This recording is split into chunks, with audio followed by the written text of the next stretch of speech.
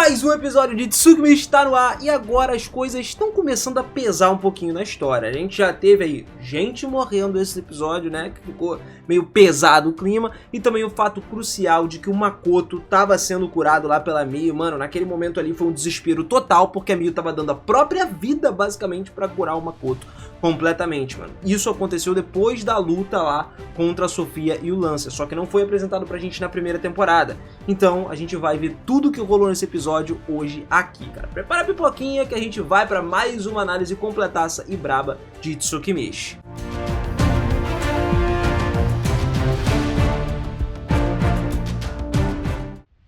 Fala, seus otakus, beleza? Eu sou o Minas e sejam muito bem-vindos a mais um videozão aqui no canal. E olha só, galera, dessa vez a gente tá vendo tudo o que aconteceu em paralelo com as aventuras do Makoto na primeira temporada.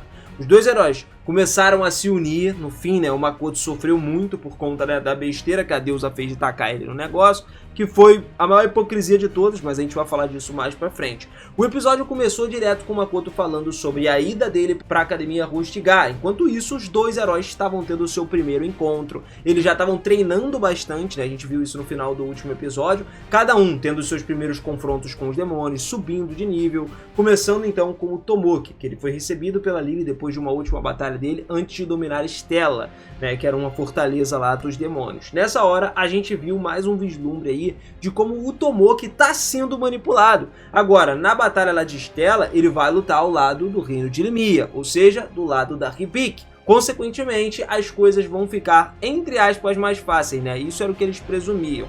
A Lily até perguntou se ele estava interessado na Hibiki, só que o Tomoki já estava ali dizendo que era o suficiente para ele estar com ela e com os outras ali do reino, né? Daí a gente vê aquela cara da Lily, que ela tava feliz, né? Cara de manipuladora, literalmente porque ela tá transformando o Tomoki no que ele tá sendo, o cara mais horroroso de todos os tempos, o cara mais retardado do anime é ele no final das contas. Bom, depois a gente vai pra Hibiki, que tava lá na frente de Stella, quase, né? Já que tava se preparando pro confronto, o grupo dela tava junto com ela.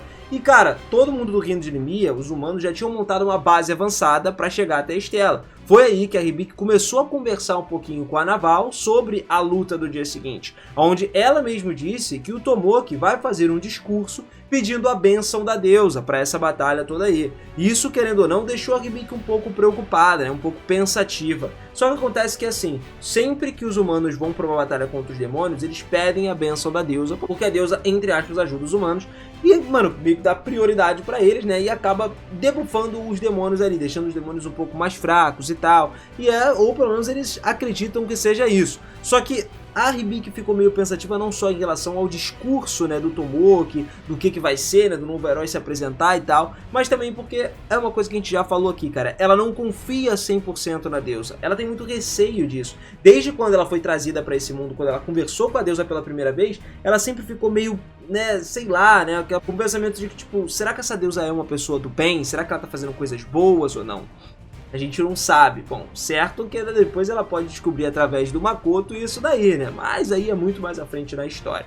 De qualquer forma, a comitiva e ela foram lá se encontrar com o Tomoki e a Lily. Lá eles começaram a discutir sobre as estratégias pro ataque. Logicamente que os exércitos deles estavam prejudicados aí por conta da Shia, né? Que a Shia insistiu pra caraca em ficar do lado da Hibiki lá no último episódio. E acabou que isso gerou um certo problema, né, com a ajuda de um outro lugar aí da onde a Shia era, um outro reino. Eles não entraram nessa batalha dessa forma. Mas ainda assim, cara, o exército dos humanos estava bem mais forte. O número era muito maior do que os exércitos demoníacos dali. Foi aí que a Hibiki perguntou por que eles preferiam agora atacar de noite, né? Não faz muito sentido. E aí o Tomoki respondeu que ele tinha mais afinidade, eles estavam acostumados a atacar à noite. Na real não era isso não, galera, afinidade nada. Eles só atacavam à noite porque o Tomoki era imortal durante a noite, né? Por isso que ele tava lá, se amarrando em lutar nesse horário. Se fosse de manhã, ele já peidava na farofa. E, porra, sem sofrer ferimentos, tal, ele não morrendo, aí é uma delícia de se lutar. O cara não se garante na luta ali, mano, no mano a mano, sem essa imortalidade, não. E a Hibiki ficou meio assim, né? Ela falou, tipo, pô, a gente não tá tão acostumado. Mas o Tomoki queria nem saber, ele não tava nem aí. Mas ela também viu a semelhança dele, né? Ela olhou e falou, já que a gente veio do Japão, será que a gente já se conhecia lá antes?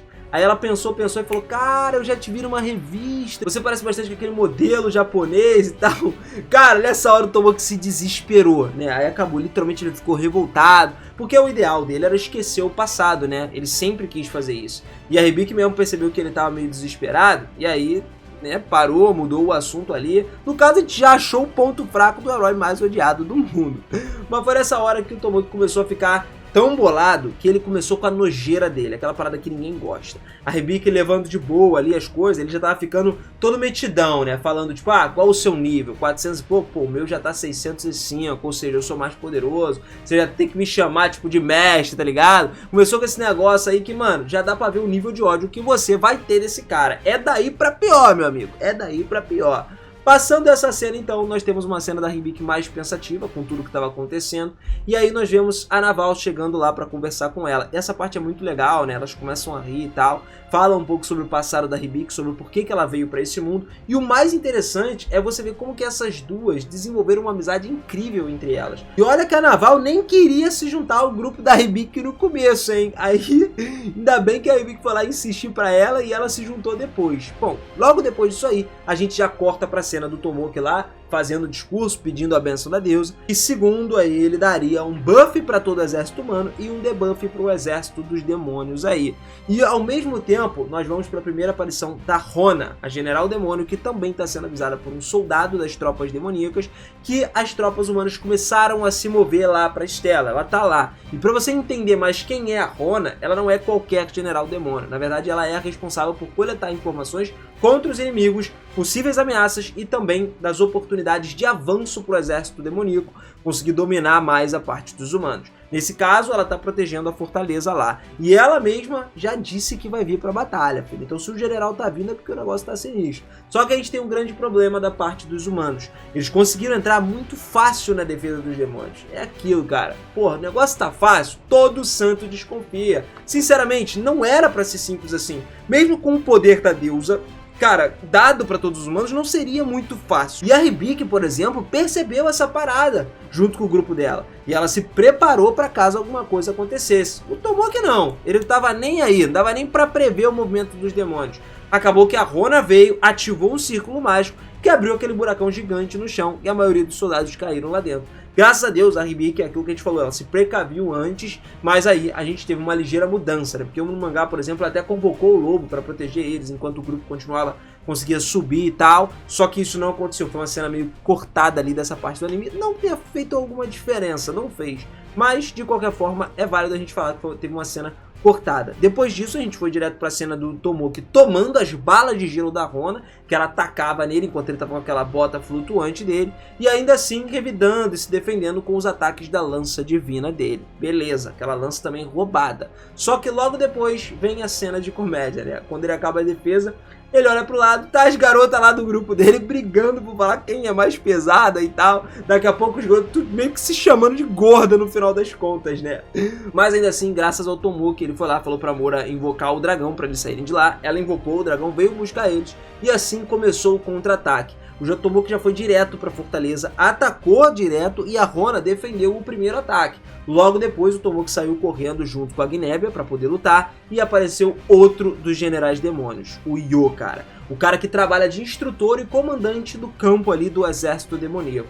Ele tem mais como se fosse um cunho militar, né? Ele honra os seus oponentes e sempre quer saber o nome de quem ele tá lutando, com quem ele tá indo contra. Ele até perguntou pro Tomoki o nome dele e tal, falou até que ele era meio grosso, porque o Tomoki tava nem aí, falou que isso não importa. Daí depois, quando a Hibiki chegou, ela já chegou como? Eu sou a Hibiki aqui, Otonashi, sou a heroína de Limia, e pá, tudo mais. E ainda pediu desculpas pelo Tomoki não ter feito isso.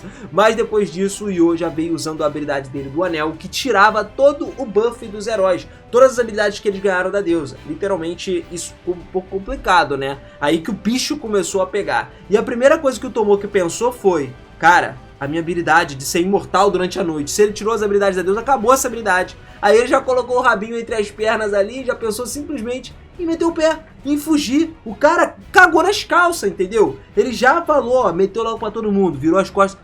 Vamos recuar. Pô, o cara se acha bonzão só porque ele é imortal, né? Simplesmente virou as costas e meteu o pé. Deixou a Hibiki lá falando sozinha. E ele ainda falou pra ela, eu acho que você deveria recuar também. Entendeu? Porque a galera precisa da gente, os humanos precisam dos heróis. Mas não, a Hibiki era corajosa o suficiente pra ficar nessa batalha. Botou ali, chamou a responsa pra ela, matou no peito e falou, vambora, eu vou lutar contra você, Yo. Claro que não sozinha, né? O grupo dela tava lá, todo mundo ajudando e tal. Só que mesmo assim, eles não tinham força o suficiente pra lutar.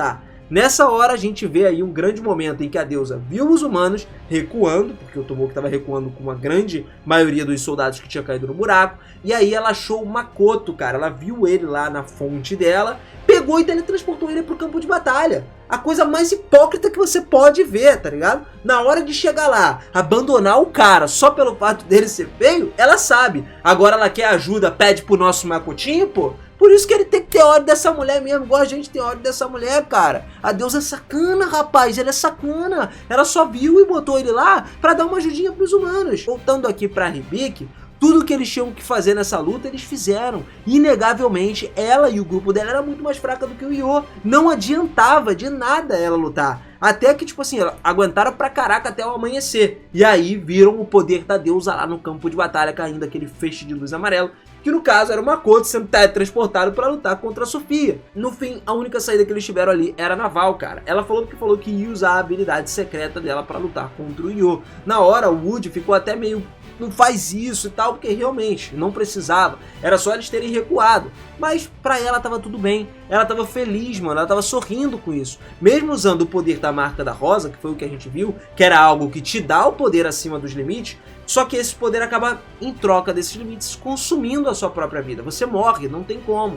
Cara, ela foi com tudo. A Naval feliz, sorrindo, porque a vida dela era dedicada a morrer lutando. Ela queria ser uma guerreira, fiel a todos os companheiros dela, principalmente no campo de batalha. Acho que esse é o sonho maior de todo guerreiro, morrer lutando, cara. Tanto que ela, no início ali, ela dominou o Yo, pelo menos até ele usar um poder diferente e atingir a segunda forma dele. Porra, ela pulava, cortava o braço, as costas dele estavam amarradona e ele não tinha potência para se regenerar. Mas quando ele usou a segunda forma, aí ela já chegou e já gritou pro Wood, ó, mete o pé, vai embora, leva todo mundo, que ela vai lutar sozinha ali até o fim. Mano, a Hibiki, quando ele puxou, o Wood puxou eles todos numa bola de energia lá de vento e foi levando todo mundo embora, a Hibiki tava desesperada, mano, vendo a pessoa que ela mais confiava, ficando pra lutar, vendo a pessoa ser consumida por aquela habilidade, ver ela ficar pra morrer, sinceramente, mano, nessa hora me deu até pena da Hibiki. Eu não sou muito fã desses heróis não, mas eu ainda tenho um apreço pela Hibiki. O Tomoki não, o Tomoki a gente odeia com todas as forças, mas a Hibiki, cara, eu gosto dela no geral, né? Ela se desenvolve muito, principalmente mais pra frente. Então assim, eu fiquei com muita pena, mano. Fiquei com muita pena dela ver isso, porque se fosse um amigo meu, cara, eu ia ficar num desespero total. Acredito que você também ficaria assim. Só que no fim, depois a gente vê a Naval atacando o Yo com tudo que ela tinha no último golpe, no último ataque. Quando ele socou ela só cravou a espada nele e liberou o fogo, queimando o corpo dela todo até ela virar cinzas. E ela queimou o Yo também. Só que a partir daí a cena mudou. A gente viu lá o Tomoki lamentando, né? Como se fosse uma criançona dentro do castelo junto com a Lily. Ah, eu deveria ter ficado pra ajudar, não sei o quê. E meio que no meio dessa batalha ali ele não pensou assim, mas ali ele tava lá confortando ele. Parece que é aquele tipo de cara que tá falando tipo assim, ah, querendo misericórdia, essa coisa, eu deveria ficar e tal, mas tem alguém do lado dele pra falar que não, você tem que ficar aqui e tal, você tem que ficar de boa, você não precisava atacar, então ele fica, oh, muito obrigado, eu acho que você está certa. Tá certa nada, irmão, é um frangão, isso é frangão, cagão, ele cagou nas calças, mano, peidou na farofinha, entendeu? E a gente depois disso mudou pra cena de volta do Yo, que conseguiu sobreviver ao ataque mais forte da Naval, né, porque ele se congelou dentro de um casulo de cristal aí, e foi aí que a Rona veio falar com o Yo, que a Sofia tinha morrido, ela tava morta. Tinha tudo a ver isso aí com aquela coluna de luz que a deusa jogou, no caso o Makoto que ela jogou lá. Só que a gente sabe que a Sofia não morreu, galera, ela ainda tá viva e o Lancer também, só que perderam algumas partes do corpo, né? Vai demorar um tempo pra eles se recuperarem, porque o ataque do Makoto que criou o lago lá foi um ataque absurdo, inclusive acabou com a guerra por conta desse negócio, né? Deu uma cessada ali na guerra por conta desse negócio do lago ter sido criado e tudo mais. Mas foi um absurdo pra quem viu de fora, tanto que o Yo falou, tipo, caramba, quem será o monstro que a deusa invocou dessa vez? E qual é essa pessoa? Porque pra chegar e fazer o que ele fez, meu irmão, o cara tem que ser um nível diferenciado. E realmente é. Só que o problema é que o Makoto também se esforçou pra caraca nisso. Ele tava muito mal. Tanto que a gente viu lá a grande cena em que a Miyu tava dando tudo de si junto com a Tomoe. Também tava, né? Mas a Miyu, ela tava num ponto que foi até o que eu já comentei com vocês. Pra mim, parece que a Miyu é mais apaixonada e mais devota ao Makoto do que a Tomoe, mano. Porque a Miyu tava lá, tipo assim, cara, simplesmente... eu vou dar tudo, não importa o que aconteça comigo, eu vou dar pra ele, eu vou curar o Makoto, entendeu? Ela tava a ponto de trocar o próprio braço dela pra poder regenerar os dedos do Makoto. Você tem noção do que é isso? Lógico, não só os dedos, porque ele não tava ferido só nos dedos, ele perdeu os dedos, mas internamente o Makoto tava arrasado. Só que aí, lógico, depois que passa pro presente, a gente fica um pouco mais tranquilo, um pouco mais satisfeito, porque o Makoto tava muito bem, cara. Também, se não tivesse, a gente não veria a continuação da história. No final da última temporada já mostrou, né, que o Makoto tava bem, que eles estavam conversando lá em Azora. O problema foi que não foi mostrada essa parte, de como ele foi tratado e como ele foi curado ali, com todo o desespero dos subordinados dele. Aí ele voltou pra gente com a cara de bunda lá de sono que ele tava, né? Porque agora ele tinha que andar a grande muralha da China. Ele não tinha nem visto essa muralha que ele ia ter que andar pra chegar na academia de Hostguard lá, pra ele conseguir ensinar. Ensinar não, porque ele não ia ensinar. A ideia dele principal era ser professor. Mas aí a gente já entra no próximo episódio, que seria até como ele se tornou, se tu vai se tornar um professor sem querer se tornar um professor de qualquer jeito. Aí é comédia pura. Makotinho, então, tá de volta pra gente. Isso é tão interessante. E daqui pra frente a gente vai ver muito mais o Makoto do que os próprios heróis. Lógico, vão ter encontros aí inéditos dos heróis com subordinados do Makoto, que a pancada vai comer, e isso com certeza eu vou cobrir aqui no canal. Por isso que eu sempre falo pra vocês, se inscreve e ativa o sininho. Você não pode se esquecer de se inscrever e ativar o sininho aí, cara. O sininho principalmente, pra você receber as notificações e não perder as análises de Tsukimichi. A gente tá comentando vários episódios aqui, todas as coisas que são cortadas, estamos comentando toda a questão da adaptação e explicando cada ponto pra galera que não entendeu direito o episódio, até porque eu tô aqui dando muito mais análises gerais com relação a coisas que ainda vão acontecer na história e que não foram explicadas, e também que calham de combinar perfeitamente com a primeira temporada e com o que foi lançado da segunda temporada, mano. Então, você vindo com a nossa família aqui, cara, já é uma maravilha pra você, não digo nem pra mim. Me ajuda muito, logicamente, vai dando aquela força imensa pra gente chegar nos nossos 200k, que tá cada vez mais perto, cada semana que passa a gente tá mais perto, graças a Deus. Tô louco pra chegar logo nos 190 mil e daqui a pouco mais 10 chegar nos 200. E eu conto com a sua força aqui também. Mas pra você é principal, pra você ficar sempre informado. Então aproveita e manda boa aí, cara. Tamo junto sempre, família. Beijinho no coração de vocês. Eu agradeço muito por mais um vídeo de Tsukimichi. Espero que a gente possa continuar conversando muito mais tempo aqui no canal, beleza? Valeu demais, seus mitos. Aquele forte abraço e eu vejo vocês no próximo vídeo. Fui!